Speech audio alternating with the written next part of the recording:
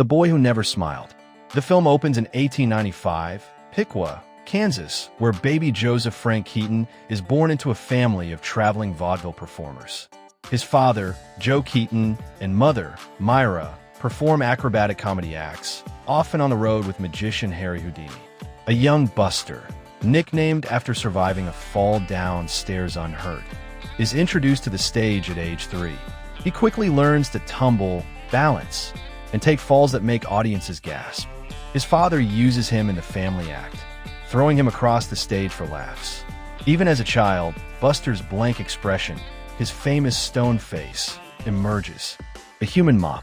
By the early 1900s, the Keaton family act becomes a vaudeville sensation. Audiences love the boy's stunts, but behind the laughter, the abuse of his father grows rougher. Buster develops resilience, using pain as part of his performance craft. He learns timing, rhythm, and how to make chaos look graceful. Backstage, he observes comedians and learns the essence of physical humor.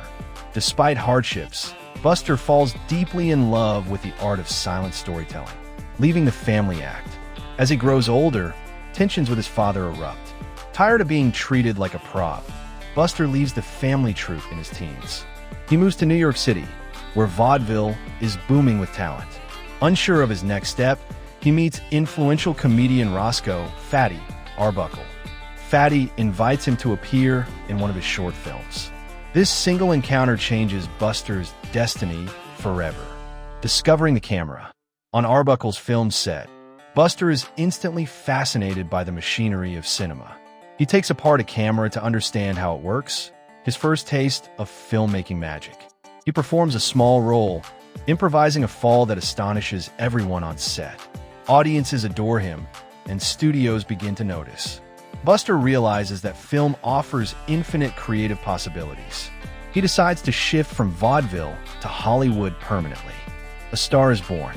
By the early 1920s, Buster Keaton becomes a leading man in silent film comedy. His athleticism and stoic face become his trademarks. He directs and stars in a series of innovative short films that redefine physical comedy. From collapsing houses to near-death stunts, Buster performs every action himself. Each movie pushes technical limits with groundbreaking camera tricks. He earns a reputation as the Great Stone Face, Hollywood's most daring genius. The visionary director. Keaton establishes his own production company under Joseph Schenck. He's given total creative freedom, a rarity in Hollywood. His films, like 1 Week and The Playhouse, blend humor with cinematic invention. He experiments with camera angles, split screens, and surreal illusions. Hollywood critics hail him as a visual poet, but Buster remains humble, obsessed only with perfecting the craft. The General rides again. Buster's masterpiece, The General, 1926, becomes the centerpiece of the film. He directs and performs death-defying stunts involving real trains, fire, and explosions. The movie is ahead of its time. Technically brilliant, but misunderstood. Critics panic, calling it too serious for comedy. The film flops at the box office, devastating Keaton. He doesn't yet realize that it will one day be hailed as a classic. The Contract Trap. With his independent studio struggling, Buster signs a contract with MGM in 1928. At first, he hopes it will give him stability. But the studio strips away his creative control, assigning him formulaic scripts. He's told to just act funny, while directors and editors butcher his ideas. The loss of independence breaks his spirit. For the first time, Buster feels like a cog in the Hollywood machine. The Sound of Trouble. As talkies arrive, the silent film era collapses. Buster's brand of visual comedy doesn't translate well to sound. His voice, though pleasant, feels out of place in the noisy new world. He's forced into roles that mock his past successes. Audiences move on to new stars. Buster spirals into frustration and begins drinking heavily. The fall of a legend. By the mid-1930s, Keaton's career is in freefall. His marriage to actress Natalie Talmadge disintegrates. Financial troubles mount, and MGM releases him from his contract. He performs in cheap shorts and minor cameos just to survive. His drinking worsens, leading to public embarrassment and hospital visits. Hollywood forgets him. The great stone face becomes a tragic figure.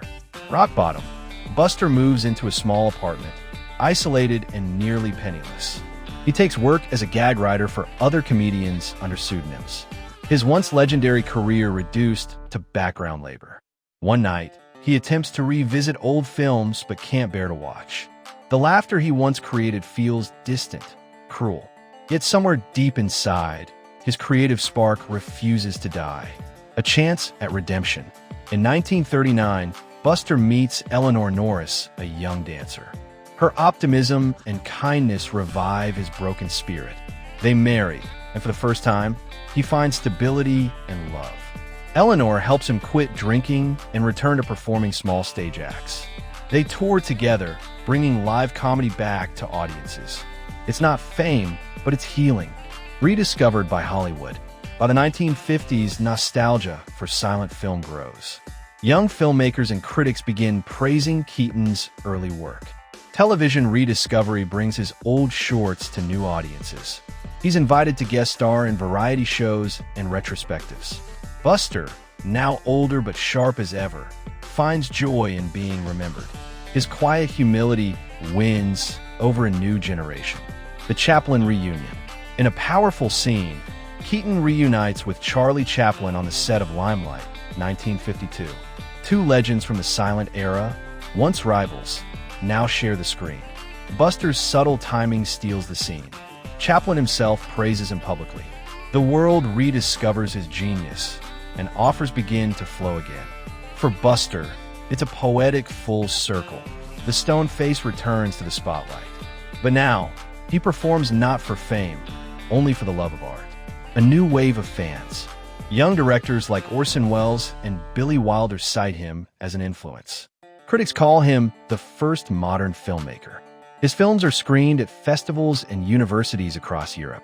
Buster attends a screening of The General and is moved to tears by applause. He finally realizes audiences understand him now. After decades, his art is vindicated.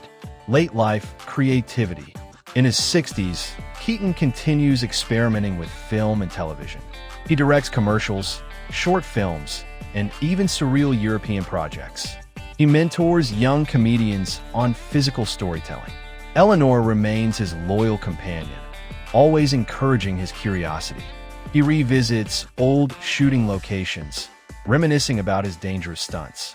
The world that once left him behind now celebrates him. Facing mortality, Buster is diagnosed with lung cancer in the early 1960s. He hides it from most friends, continuing to work relentlessly. During a late interview, he reflects, "I never took a fall I didn't plan." He spent his final days editing home movies, laughing with Eleanor. His humor never fades, even in pain. He dies peacefully in 1966, leaving behind an immortal legacy. The legacy lives on. After his death, film historians hailed Buster Keaton as a cinematic pioneer. His works inspire directors from Stanley Kubrick to Wes Anderson. Clips of his stunts go viral in retrospectives and film schools. Generations of comedians study his precision and grace. His philosophy, tragedy is a close-up, comedy is a long shot, echoes through time.